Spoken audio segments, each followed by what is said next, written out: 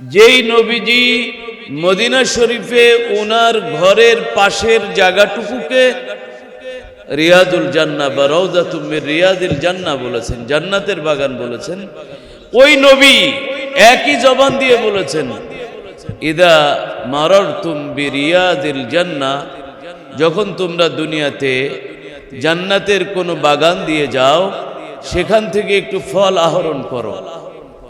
সাহাবা একরাম বললেন, যে ইয়া রাসূলুল্লাহ, একটা জান্নাতের বাগান তো জানি মদিনায় আপনি বলেছেন, আর জান্নাতের বাগান কোথায়?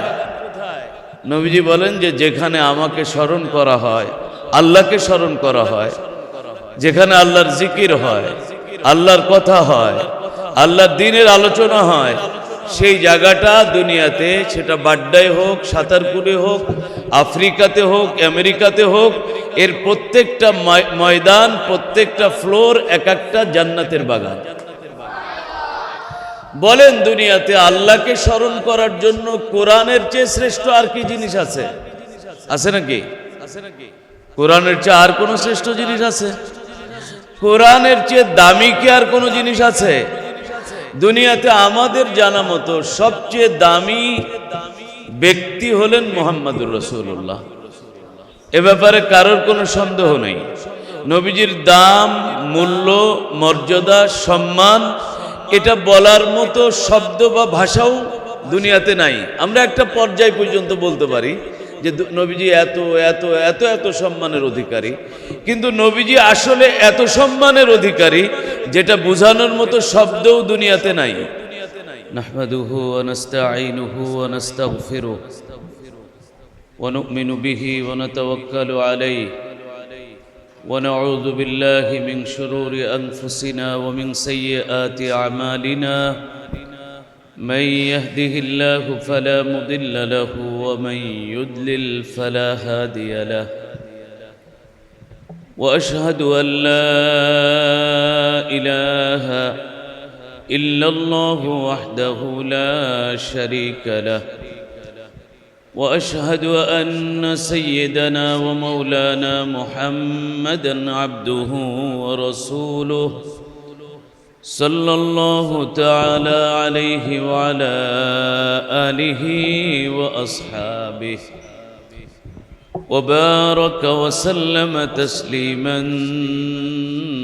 كثيرا. أما بعد فأعوذ بالله من الشيطان الرجيم.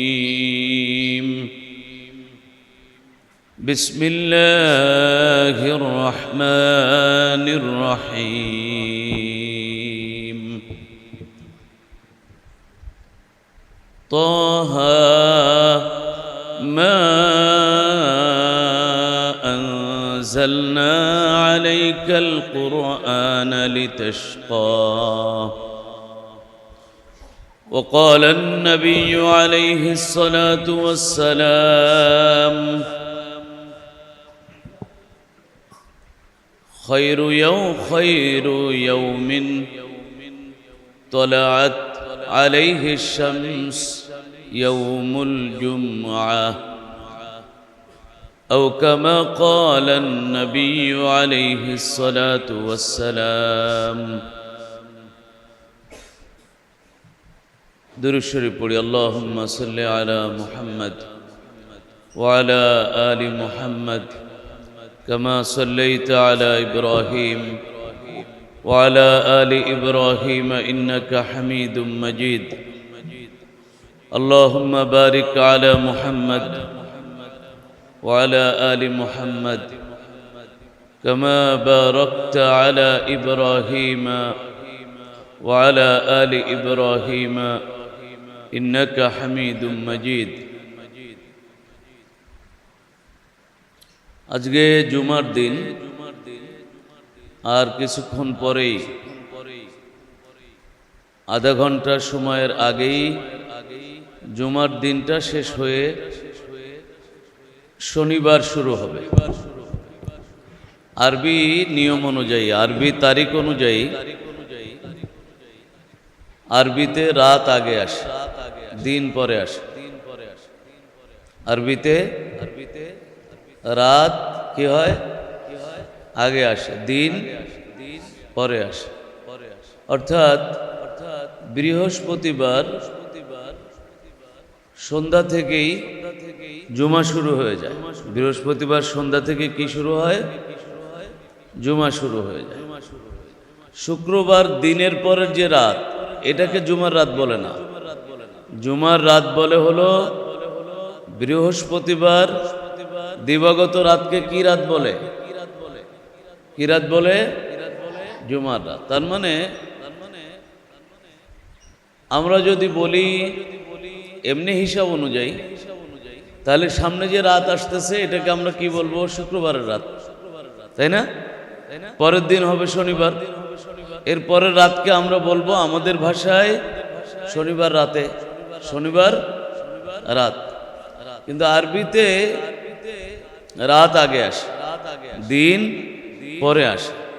সেই হিসাবে জুমা শুরু হয়েছে গতকাল সন্ধ্যা থেকে। জুমা শুরু হয়েছে গতকাল সন্ধ্যা থেকে। আর জুমা কি বলে যে শেষ হবে আর একটু পরে, সূর্য ডুবার আগ মুহূর্ত পর্যন্ত জুমা আছে। সূর্য ডুবার আগ মুহূর্ত পর্যন্ত কি আছে? জুমা তো অত্যন্ত দামি, জুমার দিন দামি, সম্মানিত। আপনারা কি বলেন? জুমার দিন কি ভাই? অনেক সম্মানিত এবং দামি। এটা কি আমি বললে হবে? আমি যে বললাম জুমার দিন অনেক দামি এবং সম্মানিত, এর পিছনে তো দলিল থাকতে হবে, তাই না? দলিল থাকতে হবে। মুসলিম শরীফে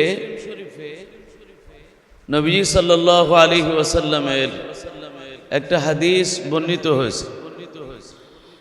নবীজি সাল্লাল্লাহু আলাইহি ওয়াসাল্লাম বলেন যে জুমার দিন হলো পৃথিবীতে যত দিনের উপরে সূর্য উদয় হয়। বৃহস্পতিবারও তো সূর্য ওঠে, ওঠে না?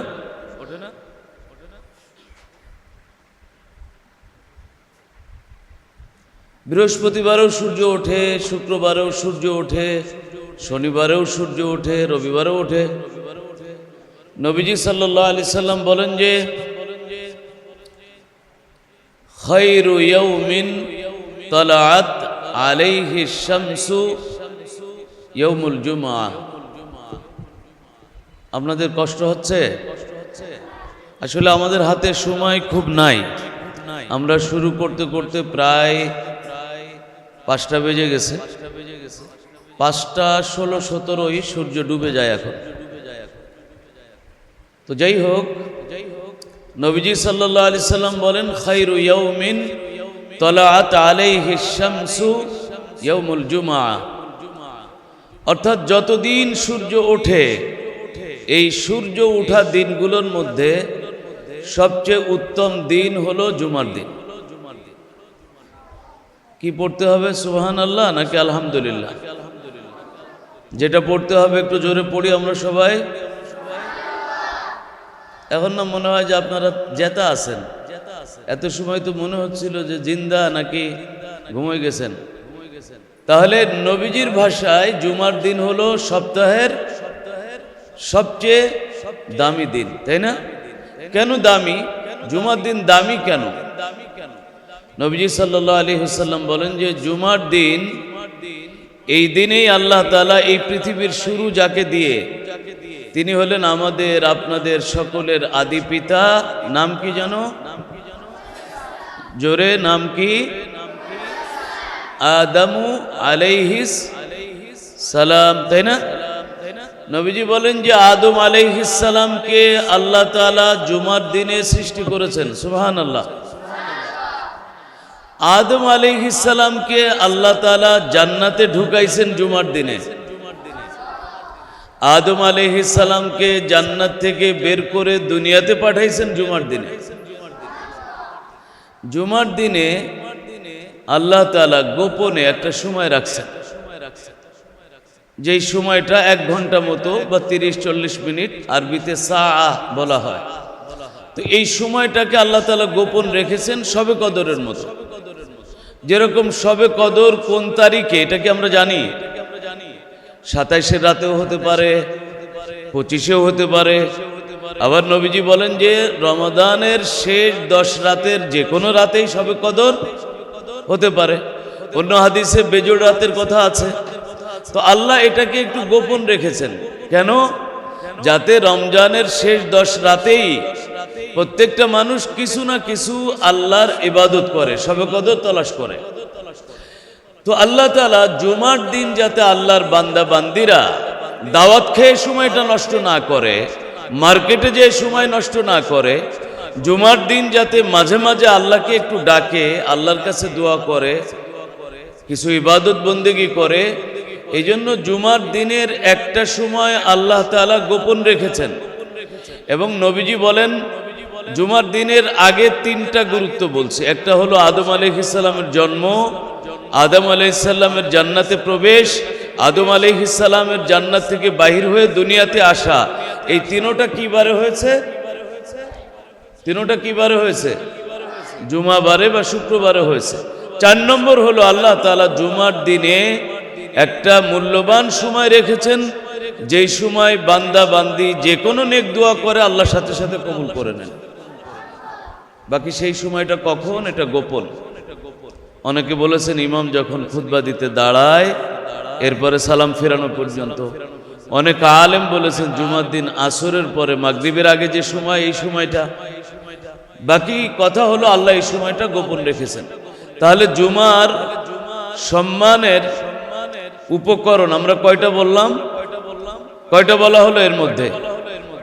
কয়টা? 4টা। আর 5 নম্বর হলো আল্লাহ নবী বলেন জুমার দিনে কিয়ামত হবে। জুমার দিনে কি হবে? কিয়ামত যে সংগঠিত হবে, দুনিয়া ধ্বংস হবে, সেটাও জুমার দিনে হবে। সেটাও কি হবে? জুমার দিনে হবে। তো আজকে একটা জুমার দিন এবং দিনের শেষ প্রান্ত। এই মুহূর্তে আমরা পৃথিবীর শ্রেষ্ঠতম একটা জায়গায়, নবীজি সাল্লাল্লাহু আলাইহি সাল্লাম, যারা মদিনায় গেছেন তারা জানেন যে মদিনায় নবীজি বলেন যে মা বাইনা বাইতি ওয়া মিম্বারি রাউদাতুম মির রিয়াদিল জান্নাহ। নবীজি বলেন আমার ঘরটা এবং আমার মিম্বারটা এর মাঝখানের জায়গাটুকু হলো জান্নাতের একটা বাগান। জান্নাতের কি? একটা বাগান। রাউদাতুম মির রিয়াদিল জান্নাহ। এই বাগানে এই জায়গাটুকু, এটা মসজিদের অন্তর্ভুক্ত। ইমাম যেখানে দাঁড়ায় তার বাম পাশে এই জায়গাটা। ইমাম মদিনায় ইমাম যেখানে দাঁড়ায় তার বাম পাশে এই জায়গাটা। স্বাভাবিক মাসালা হলো যে ইমামের ডান পাশে দাঁড়ানো বেশি ফজিলত, তাই না? মসজিদে ইমামের কোন পাশে দাঁড়ানো বেশি ফজিলত? ডান পাশে। কিন্তু মদিনা শরীফে সবাই কি বলে প্রতিযোগিতা করে, চেষ্টা করে, ঘন্টার পরে ঘন্টা দাঁড়ায় থাকে ইমামের বাম পাশে দাঁড়ানোর জন্য। কেন? ইমামের ওই বাম পাশের জায়গাটুকু আল্লাহ নবী বলেছেন রাউদাতুম মির রিয়াদিল জান্নাহ, এটা হলো জান্নাতের এক টুকরো বাগান। বলেন সুবহানাল্লাহ। তো জান্নাতের বাগানে 5টা মিনিট সময় নেওয়ার জন্য, 2 রাকাত নামাজ পড়ার জন্য লক্ষ লক্ষ মানুষ, প্রতিদিন হাজার হাজার মানুষ এখানে লাইন দেয়, নারী পুরুষ লাইন দেয়। যাদের যখন সিরিয়াল আসে সেখানে কষ্ট করে 2 রাকাত 4 রাকাত নামাজ পড়ে আবার বের করে দেয়, সময় হয় না। তো যেই নবীজি মদিনা শরীফের হুজরার পাশের জায়গাটুকুকে রিয়াদুল জান্নাহ বলেছেন, ওই নবীজি সাল্লাল্লাহু আলাইহি ওয়াসাল্লাম, চলে আসেন এই পাশে চলে আসেন, ওই নবীজি সাল্লাল্লাহু আলাইহি ওয়াসাল্লাম, বা আমি কি কথা বন্ধ করে দেব? কি বলেন, বন্ধ করে দেব নাকি?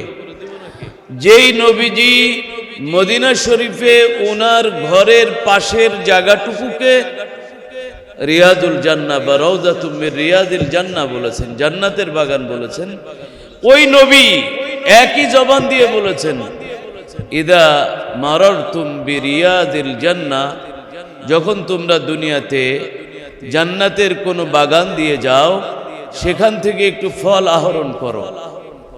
সাহাবা একরাম বললেন যে ইয়া রাসূলুল্লাহ, একটা জান্নাতের বাগান তো জানি মদিনায় আপনি বলেছেন, আর জান্নাতের বাগান কোথায়?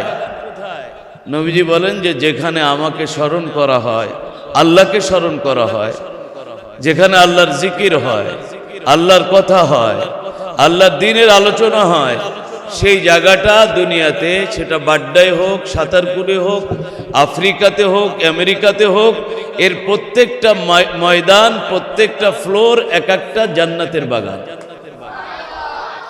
বলেন দুনিয়াতে আল্লাহকে স্মরণ করার জন্য কোরআনের চেয়ে শ্রেষ্ঠ আর কি জিনিস আছে? আছে নাকি? কোরআনের চেয়ে আর কোন শ্রেষ্ঠ জিনিস আছে? কোরআনের চেয়ে দামি কি আর কোন জিনিস আছে? দুনিয়াতে আমাদের জানা মতো সবচেয়ে দামি ব্যক্তি হলেন মুহাম্মদুর রাসূলুল্লাহ। এ ব্যাপারে কারোর কোনো সন্দেহ নেই। নবীজির দাম, মূল্য, মর্যাদা, সম্মান এটা বলার মতো শব্দ বা ভাষাও দুনিয়াতে নাই। আমরা একটা পর্যায় পর্যন্ত বলতে পারি যে নবীজি এত এত এত এত সম্মানের অধিকারী, কিন্তু নবীজি আসলে এত সম্মানের অধিকারী যেটা বোঝানোর মতো শব্দও দুনিয়াতে নাই। এতটুকু বুঝে আসছে না? তো সেই নবীজি নবুয়ত বা কোরআন লাভ করেছেন 40 বছর বয়স পূর্ণ হয়ে যাওয়ার পরে। যখন 41 বছর বয়সে নবীজির বয়স পড়েছেন, তখন একদিন নবীজি রমজান মাস মক্কাতে, মক্কা শরীফের হারাম শরীফ থেকে 4-5 কিলোমিটার দূরে পাথরের একটা পাহাড়, যেই পাহাড়ের তখন কোনো নাম ছিল না, এই পাহাড়ের উপরে আরেকটা গুহা, যেই গুহার বর্তমানে নাম হলো হেরা গুহা। কি নাম? আর পাহাড়ের নাম এখন হয়ে গেছে জাবালে নূর। কি পাহাড়? জাবাল মানে পাহাড়, নূর মানে আলো। জাবাল মানে কি? বহু বচন জিবাল। জিবাল আছে না কোরআন শরীফে? আছে নাকি? তো জাবাল মানে পাহাড়, নূর মানে আলো, নূরের পাহাড়। তো এই নূরের পাহাড় কবে থেকে হলো? নবীজির বয়স যখন 37 পার হয়ে 38, প্রত্যেক বছর রমাদানে আল্লাহ নবী এই পাহাড়ে চলে যেতেন। কারণ এই পাহাড়টা আল্লাহ কুদরতি ভাবে এমন জায়গায় বানাইছেন, এই পাহাড়ের গুহার ভিতরে, ওই গর্তর ভিতরে কেউ যদি এইভাবে বসে কেবলার দিকে ফিরে, তো মনে হয় যেন বাইতুল্লাহ, কাবা শরীফটা ঠিক আমার বুক বরাবর আছে। আমার জীবনে আমি 2 বার আল্লাহ এখানে উঠার তৌফিক দিয়েছেন। অনেক কষ্ট হয়, আর আমি তো খুব শক্ত মানুষ না, তো কি বলে যে 3000 ফিটের উপরে উঠতে হয়, আবার নিচেই গর্ত। তো এই পাহাড়ে নবীজি রমজানে ইবাদতে ছিলেন, আল্লাহকে ডাকতেছিলেন, দোয়া করতেছিলেন। হঠাৎ করে জিব্রাইল দুনিয়াতে আসলেন, পাহাড়ে আসলেন, এসেই নবীজিকে বললেন ইকরা। কি বললেন? সবাই বলেন, জোরে। এটা কি কোরআন শরীফে আছে? কোথায় আছে? সূরার নাম কি? সূরা হামজা দিয়ে না আইন দিয়ে? আইন দিয়ে। শেষে কফ না কাফ? আলাক, তাই না? বিকালবেলা অনেকে নাস্তা খায়নি, এই জন্য কলকলা হচ্ছে না, গলা শুকাই গেছে। আল্লাহ গলা ভিজাই দিক, বলেন আমিন। খাওয়া খুব দামি জিনিস না, না খাইলে কেউ মরে না। দেশে যত লোক মরে বেশি খাইয়ে, বেশি খেয়ে মরে। আপনারা আলহামদুলিল্লাহ অনেকের মা এখানে আসছে, বাবা এখানে আসছে, ফজরের পরে একবার কিছু খান, নাস্তা করেন, দুপুরে খান, আবার বিকেলে কিছু নাস্তা হয়, আলহামদুলিল্লাহ, অসুবিধা নাই। কিন্তু আমরা আমাদের জামানায় বা তারও আগে মাদ্রাসাগুলোতে 2 বারের বেশি খাবার ছিল না। মাদ্রাসাগুলোতে কয়বার খাবার ছিল? কখন কখন? ফজরের পরে নাস্তা, ডিম না, সকালে সবক দিয়ে আমুকটা শোনানোর পরে 8:30টার পরে 9টার সময় লাইন দিয়ে দাঁড়াইলে মূলা, বেগুন, কুমড়া, এটা হলো তরকারি আর ভাত। কি বলেন? এটা হলো সকাল আর দুপুরের মাঝখানের খাবার। এই 10টায় খাবার নিয়ে মানুষ, কেউ কোনো বাচ্চা 10টায় খাইতো, কেউ আবার একটু রেখে দিয়ে 12টায় খাইতো। এটা হলো একবেলা খাবার। আর এক বেলা হলো আসরের পরে। তো আসরের পরে নিলে যার পেটটা একটু বড়, ওর একবারেই সাবাড় হয়ে যেত। আর অনেকে একটু চালাকি করে কিছু খাইতো তখন গরম গরম, আর কিছু রেখে দিত, এসার পরে খাইতো। এটা খেয়েই দুনিয়াতে অনেক বড় বড় আলেমও হয়েছে, ডাক্তারও হয়েছে, ইঞ্জিনিয়ারও হয়েছে। এখন আমরা শারীরিকভাবে আগের মতো না, একটু দুর্বল, একাধিকবার একটু খাইতে হয়। আল্লাহ খাওয়ার তৌফিক সবাইকে দান করুক। মাঝে মাঝে না খেয়ে থাকারও একটু অভ্যাস করতে হয়। মাঝে মাঝে কি একটু না খেয়ে থাকারও অভ্যাস করতে হয়। যা রাহা হ্যায় উমরে মিশলে বরফে কম, যা রাহা হ্যায় উমরে মিশলে বরফে কম, চল রাহা হ্যায় উমরে মিশলে দম বদম। আল্লাহ তাআলা সুন্দর উদাহরণ দিয়েছেন, আমার সাথে পড়েন। ইন্নামা মাসালুল হায়াতিদ দুনিয়া কামা ইন আনজালনাহু মিনাস সামাই ফাখতালাতা বিহি নাবাতুল আরদি মিম্মা ইয়াকুলুন নাসু ওয়াল আনআম। বলেন তো এটা কোন পারা? তাড়াতাড়ি কোন পারা? কোন বেটা মানুষ নাই? এ মায়ের দুধ পুরো খাইছে, মায়ের দুধের বরকত আছে। 11 পারার কত পৃষ্ঠা? পৃষ্ঠার নম্বরটা আসতে কইলে ভালো, নম্বর আমি পুরোই দিয়ে দিতাম। যাক, 11 পারা তো বলছে আলহামদুলিল্লাহ। আর এখন তো প্রস্তুতি নিয়ে বসিনি, আর একই রকম আয়াত কোরআন শরীফ অন্য জায়গায় আছে, তো এই জন্য ওদের প্যাঁচ লাগাটাই স্বাভাবিক। তো আল্লাহ যে কথা বলছেন, আমাকে কিন্তু ঘড়িতে দাবড়াচ্ছে, সময় কম, একটু সময় বেশি থাকলে ভালো হতো, আপনারা দেরি করছেন আসতে। তো আল্লাহ তাআলা বলতেছেন সুন্দর একটা কথা। আল্লাহ বলেন যে দেখো দুনিয়ার জীবনটা এমন, দুনিয়ার জীবন। ভাই আমার ছোট ভাই এদিকে তাকান, এদিকে তাকান। 10 মিনিট পরে তো আমি একদিকে চলে যাব, আপনারা আর একদিকে চলে যাবেন। আপনি যদি আমার কথা আপনার বিন্দুমাত্র উপকার হয় আর আমি 2টা কথা বলতে পারি, তাহলে আমার আশাটাও একটা কাজে লাগলো, আর আপনার এই কষ্ট করে বসাটাও কাজে লাগলো। হ্যাঁ, দেখেন কিছু জিনিস এমন আছে, ওইটাতে বাংলায় বলে আমসালা সব যায়। এমন যদি হইতো যে আপনার এখানে বসা লাগতেছে না, আপনি একটু খেলাধুলা করতেছেন, তাহলে তো এক জিনিস ছিল। আপনার এখানে বসাও লাগতেছে, আবার শুনলেনও না কিছু, লাভ আছে কোনো? বোঝেন না? সময়টাও এখানে দিলেন, আবার সময়টা কাজেও লাগলো না। এটাকে আরবিতে বলে খাসিরাত দুনিয়া। তারপরে কি? মানে দুনিয়াও শেষ, আখেরাতও শেষ। তো আল্লাহ তাআলা বলতেছেন যে দুনিয়ার জীবনের উদাহরণ হলো, একটু ভালো করে বুঝতে হবে। আল্লাহ বলতেছেন, কার কথা এটা? আল্লাহ বলতেছেন দুনিয়ার জীবনের উদাহরণ হলো আসমান থেকে যে আমি বৃষ্টি বর্ষণ করি। কে বৃষ্টি বর্ষণ করে? আল্লাহ বলেন যে মা ইন আনজালনাহু মিনাস সামা, আমি যে আসমান থেকে বৃষ্টি বর্ষণ করি, এই বৃষ্টির পানিটা পৃথিবীর বিভিন্ন জায়গায় পৌঁছায়। ধানের ক্ষেতেও বৃষ্টি যায়, পাট ক্ষেতেও বৃষ্টি যায়, আম গাছও বৃষ্টি পায়, কাঁঠাল গাছেও বৃষ্টি পায়, আঙ্গুর বাগানও বৃষ্টি পায়, খেজুরের গাছেও বৃষ্টি পায়। পায় কি না বলেন? তো আল্লাহ বলেন যে ফাখতালাতা বিহি, আমার এই বর্ষণ করা বৃষ্টি দুনিয়ার বিভিন্ন গাছপালায় লাগে, এবং সেই গাছপালা থেকে ফল ফসল উৎপন্ন হয়, ঘাস কি বলে যে উদ্ভিদ উৎপন্ন হয়, মিম্মা ইয়াকুলুন নাসু ওয়াল আনআম, যার থেকে মানুষও খায়, গরু ছাগলেও খায়, তাই না? ধান মানুষে খায়, খ্যাড় গরু ছাগলে খায়, তাই না? কলা মানুষে খায়, কলার পাতা ছাগলে খায়। হ্যাঁ, কাঁঠাল মানুষে খায়, কাঁঠালের পাতা ছাগলে খায়। কি বলেন? আঙ্গুর মানুষে খায়, ওর পাতাটা তো আরেকজনে খায়। তো আল্লাহ বলেন যে আমি পানি দেই, পানি পাওয়ার পরে ফল ফসল উৎপন্ন হয়। হাত্তা ইযা আখাযাতিল আরদু যুখরুফাহা ওয়া যায়্যানাত ওয়া যান্না আহলুহা, আল্লাহ বলেন যখন ফলগুলো পেকে যায়, যখন ফসলগুলো পেকে দুলে যায়, এ কোমর দুলাতে থাকে, তখন জমিনের মালিক, ক্ষেতের মালিক, গাছের মালিক আনন্দে তার বুকটা ভরে যায়। এই তো আন্নাহুম কাদিরুন আলাইহা, জমি আমার, গাছও আমার, এক সময় কাটবো, এটা বিক্রি হবে, বাচ্চা কাচ্চা খাবে, কিছু পয়সা হবে, বাচ্চার জামা কিনে দেব, বউয়ের এটা করব, ঘরের এটা করব, আনন্দে বুকটা ভরে যায়, যায় কিনা বলেন? তো এভাবে ফসল, পাকা ফসল, পুরো মাঠ ভর্তি পাকা ফসল থাকে। আল্লাহ বলেন আতাহা আমরুনা লাইলান আও নাহারা, আল্লাহ বলেন যে অনেক সময় এমন হয়, ঠিক এই পাকা ফসলের খেতে আমি আল্লাহর পাঠানো কোনো কিছু হানা দেয়, হয় হঠাৎ করে বন্যা চলে আসে, অথবা তুফান চলে আসে, অথবা অন্য কোনো দুর্যোগ চলে আসে।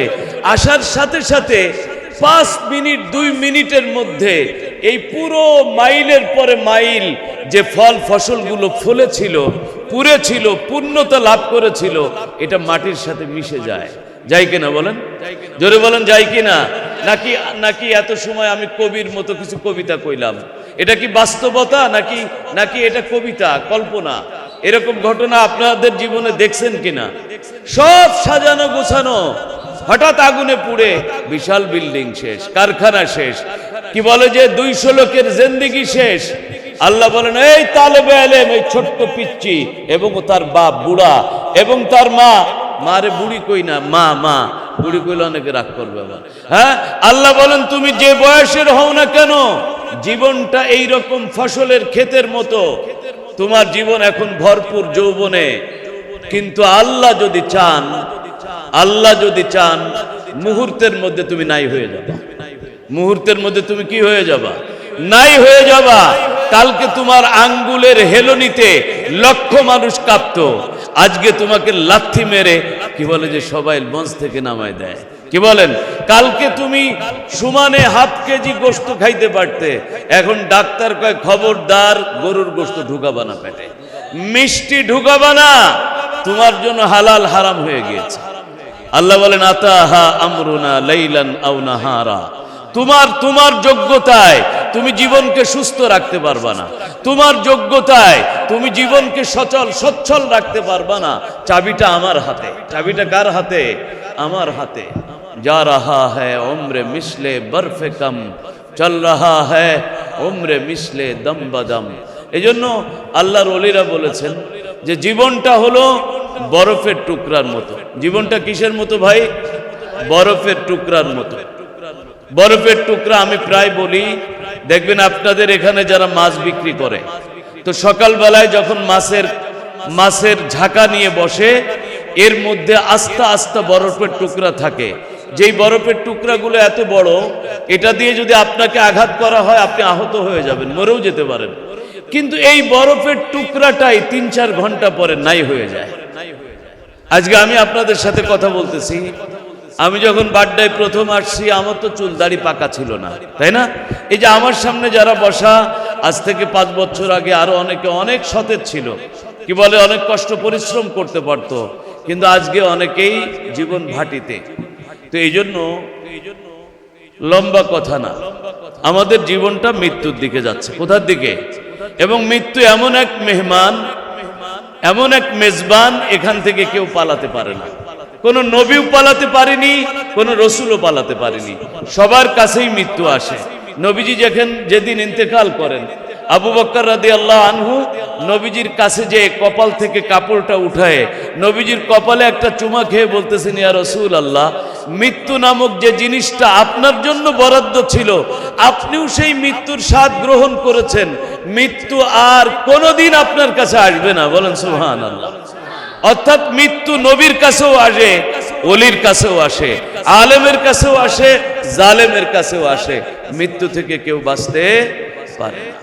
আমি যে আয়াত পড়েছি, আমার অন্য আয়াত পড়ার নিয়ত ছিল, কিন্তু আপনাদের মুহতামিম সাহেব, আল্লাহ ওনার নেক হায়াত দারাজ করুক, ওনার গলার আওয়াজও অনেক সুন্দর মাশাআল্লাহ।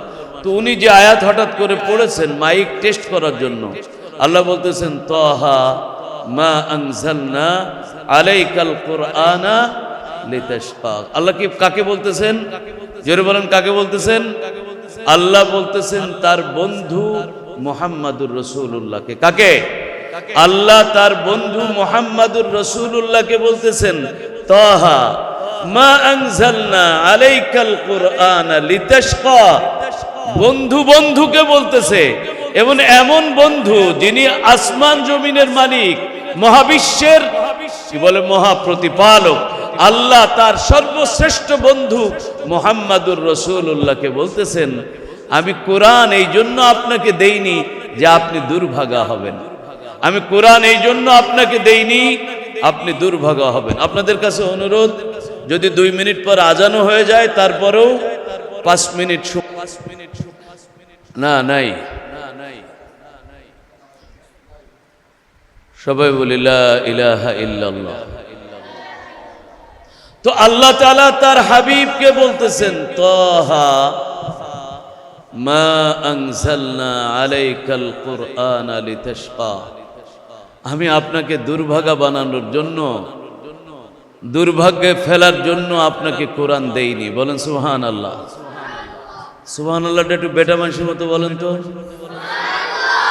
আমি তো মনে করছি সাতার কুলের এইদিকে ন্যাচারাল জিনিস সবাই খায়, কারণ এদিকে কি বলে যে এখনো গ্রাম ট্রাম আছে, খাবার টাবার ন্যাচারাল, তো এদের শক্তি সামর্থ্য এরকম ন্যাচারাল হবে, তাই না? তাহলে আল্লাহ তাআলার ভাষায় সৌভাগ্যের মূল চাবি কোনটা, সৌভাগ্যের মূল মাধ্যম কোনটা? একটু আগেই তো আয়াত পড়লাম, আল্লাহ তার সবচেয়ে আপন মানুষকে বলতেছে যে আপনাকে সৌভাগ্যবান বানানোর জন্য, দুর্ভাগা থেকে বাঁচানোর জন্য আপনাকে কোরআন দান করেছে। তাহলে সৌভাগ্যের মূল চাবি কোনটা? জোরে কোনটা? এবং যেটা শুরুতে বলতেছিলাম যে মুহাম্মাদুর রাসূলুল্লাহ এত দামি, যিনি সকল নবীদের ইমাম, সকল রসুলের ইমাম, ওই নবীকেও 40 বছর পর্যন্ত কেউ নবী বলিনি, বলছে নাকি? কেউ রসুল বলিনি তাকে, এবং তাকে এই সম্মান দেয়নি যতদিন না তার উপরে কোরআনে কারীমের আয়াত নাজিল হয়েছে। যেদিন তার উপরে ওই হেরা গুহায় কোরআনের 5টা আয়াত প্রথম নাজিল হয়েছে, এখনো কোরআনের 2230টা আয়াত বাকি। এখনো কোরআন শরীফের আয়াত কতগুলো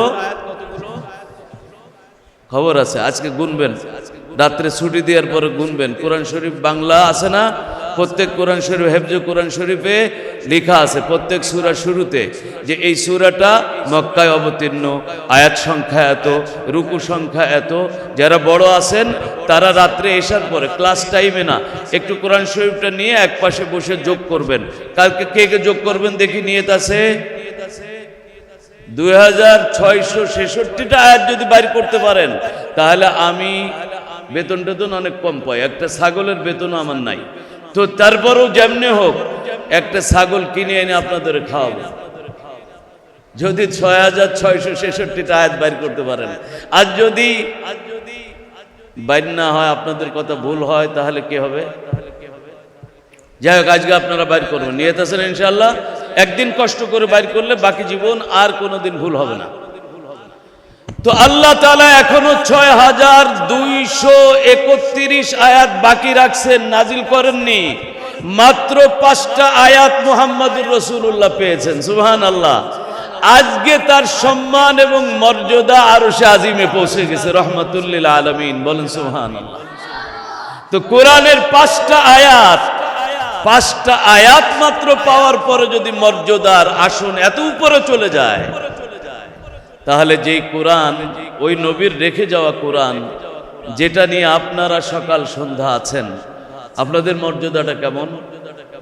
এটা এমন এক মর্যাদা, এটা নিয়ে গর্ব করা হারাম, কিন্তু এটা নিয়ে তৃপ্তি বোধ করা এটা ফরজ। যে আল্লাহ আমাকে পাপ তাপের থেকে ফিরায়ে আমাকে কোরআনের পবিত্র মজলিসে আল্লাহ তাআলা আমাকে উপস্থিত হওয়ার তৌফিক দান করেছেন। গর্ব করা হারাম, অহংকার করা হারাম, কিন্তু শুকরিয়া আদায় করা ওয়াজিব। শুকরিয়া আদায় করা কি ওয়াজিব। আমি লম্বা সময় নেব না। যারা বাবারা আছেন এই কয়েকটা কথা সবাই একটু মনোযোগ দিয়ে শোনার অনুরোধ করতেছি। আজকে আমাদের ছাত্র বন্ধুরা, বাবাজিরা আছেন, ছাত্ররা, উস্তাদরা আছেন, বাবাজি তাদের অভিভাবকরা আছেন, মায়েরা আছেন। কোরআনে কারীম যার বাচ্চা পড়ে ও যেরকম সম্মানিত, মা বাবা সম্মানিত। কিন্তু দুনিয়াতে একটা নিয়ম আছে, হিসাব আছে, যার মর্যাদা নিজে বোঝে না, যে নিজের মূল্য নিজে বোঝে না, অন্য কেউ তাকে মূল্যায়ন করতে।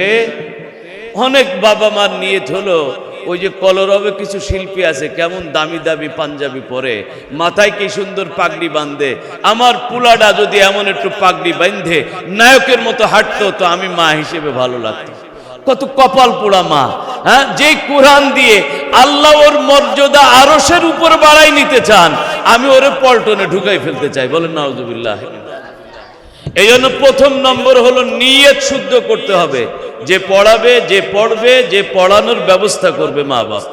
যে আমি আমার সন্তানকে কোরআন পড়াচ্ছি, উস্তাদ আমি আমার ছাত্রকে কোরআন পড়াচ্ছি, আল কোরআন হুয়াল হাবলুল মামদুদু মিনাস সামাই ইলাল আরদ। কোরআনকে বলা হয় এমন এক রশ্মি, যেই রশির গুড়াটা জমিনে এবং যার আগাটা হলো আল্লাহর কাছে। বলেন সুবহানাল্লাহ। আমি আমার সন্তানকে ওই কি বলে ডিস্কো জুব্বা পরানোর জন্য হাফেজ বানাচ্ছি না, আমি আমার সন্তানকে আল্লাহর রহমতের সাথে অ্যাটাচ করার জন্য হাফেজ বানাচ্ছি। বলেন সুবহানাল্লাহ। দুই নম্বর হলো কোরআন সরাসরি আল্লাহর ভিতরের জিনিস। আমার হাত আমার বাহিরের জিনিস, আমার পা আমার বাহিরের জিনিস, আমার চোখ আমার বাহিরের জিনিস, আমার কথাটাকে আমার বাইরের না ভিতরের। তো আল্লাহর কথা হলো আল্লাহর কালাম, এটাকে আল্লাহর ভিতরের না বাইরের? আল্লাহর ভিতর কেমন বাহির কেমন দুনিয়ার কেউ জানে না। আল্লাহ আল্লাহর মতো। আল্লাহ কার মতো? কিন্তু এতটুকু বুঝি কোরআন আল্লাহর বাণী, আল্লাহর কালাম। সুতরাং দুনিয়ার 2 টাকা 5 টাকা, দুনিয়ার একটা কি বলে ভিডিও আর একটা চেয়ারের কি বলে যে চিন্তায় কোরআনকে বিক্রি করা যায় না। কোরআন এটা অনেক দামি। আমি আমার নবীর ওয়ারিস বানানোর জন্য উস্তাদও ওই নিয়তে মেহনত করবেন, ছাত্রও ওই নিয়তে মেহনত করবেন এবং মা বাবাও ওই নিয়তে পড়াবেন। নিয়ত আছে না ইনশাআল্লাহ? আজান শেষ হয়ে গেলে 2 মিনিট কথা বলে শেষ করে দেবেন। যারা আমাদের সম্মানিত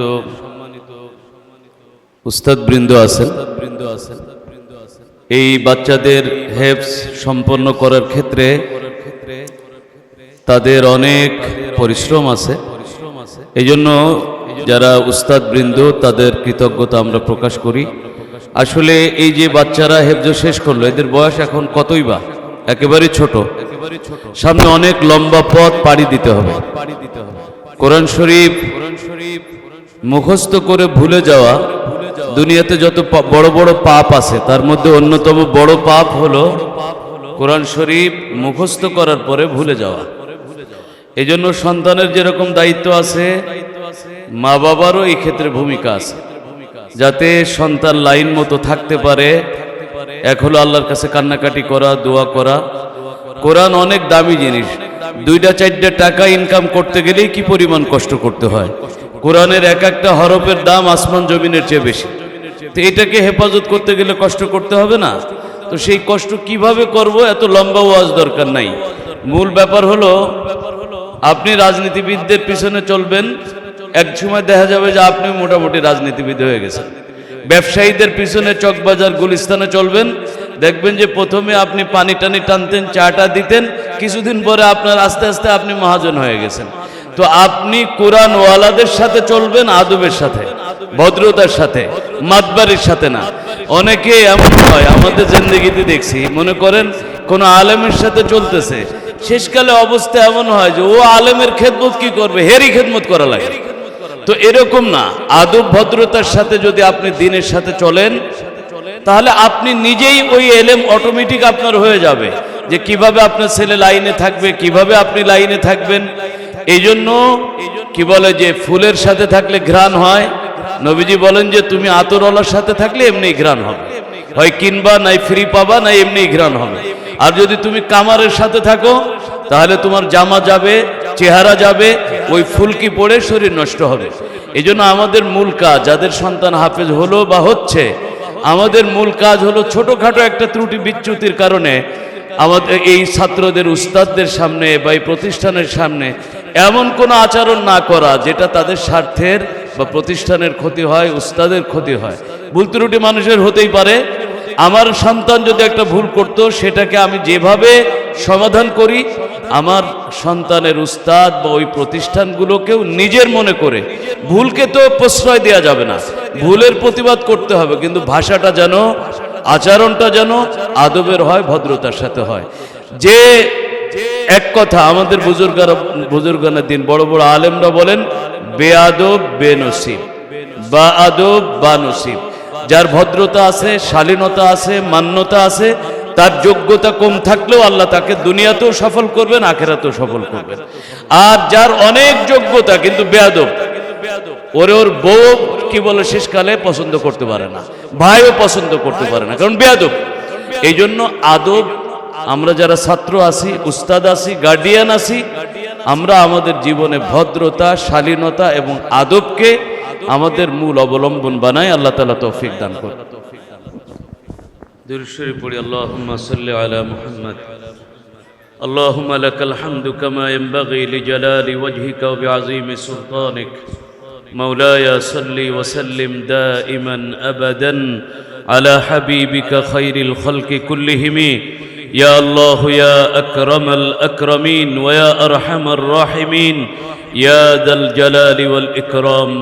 রব্বিরহামহুমা কামা রব্বায়ানি সগীরা। ربنا هب لنا من أزواجنا وذرياتنا قرة أعين واجعلنا للمتقين إماما. ربنا آتنا في الدنيا حسنة وفي الآخرة حسنة وقنا عذاب النار. আল্লাহ জুমার দিনের আল্লাহ বাদ আসর থেকে শুরু করে মাগরিবের পর পর্যন্ত আল্লাহ যাদেরকে আপনি আপনার কোরআনের জন্য কবুল করেছেন, তাদের উস্তাদ, তাদের অভিভাবক, তাদের পিতামাতা সহ আল্লাহ শুভাকাঙ্ক্ষীদেরকে নিয়ে আল্লাহ আপনাকে সন্তুষ্ট করার পদ্ধতি, তরিকা, রাস্তা আল্লাহ সে সম্পর্কে কিছু আলাপ আলোচনা আমরা করেছি। আপনি ভুলভ্রান্তি মাফ করে দেন। এই প্রতিষ্ঠানকে আপনি কবুলান মঞ্জুর করে নেন। আল্লাহ উস্তাদ এবং ছাত্র সকলকে নেক হায়াত দারাজ করেন। আল্লাহ তাদেরকে হক্কানি হাফেজ, আলেম, ফকিহ হিসেবে কবুলান মঞ্জুর করে নেন। আল্লাহ মেহেরবানি করে এই প্রতিষ্ঠানকে আপনি কবুল করে নেন। সকল শুরুর ও ফিতান থেকে, মুসিবত থেকে, সকল অনিষ্ট অকল্যাণ থেকে হেফাজত করেন। আল্লাহ আপনি আমাদের দিনের দোয়া, রাতের দোয়া, আল্লাহ ঘর এবং বাহিরের দোয়াকে কবুলান মঞ্জুর করে নেন। আপনার নবী সারা জীবন যত ধরনের কল্যাণ এবং মঙ্গলের দোয়া করেছেন, সকল প্রকার কল্যাণ মঙ্গল প্রতিটা ছাত্র, উস্তাদ, তাদের অভিভাবক, তাদের এবং আমাদের পরিবারের সদস্যদের সে সকল কল্যাণ এবং মঙ্গল দান করেন। আপনার নবী সারা জীবন যত ধরনের অকল্যাণ অমঙ্গল থেকে পানাহ চেয়েছেন, তার থেকে আমাদের সবাইকে বাঁচিয়ে রাখেন, হেফাজত করেন। ওয়া আনতাল মুস্তাআন ওয়া আলাইকাল বালাগ ওয়ালা হাওলা ওয়ালা কুওয়াতা ইল্লা বিল্লাহিল আলিয়্যিল আযীম। সুবহান রাব্বিকা রব্বিল ইজ্জাতি আম্মা ইয়াসিফুন ওয়া সালামুন আলাল মুরসালিন।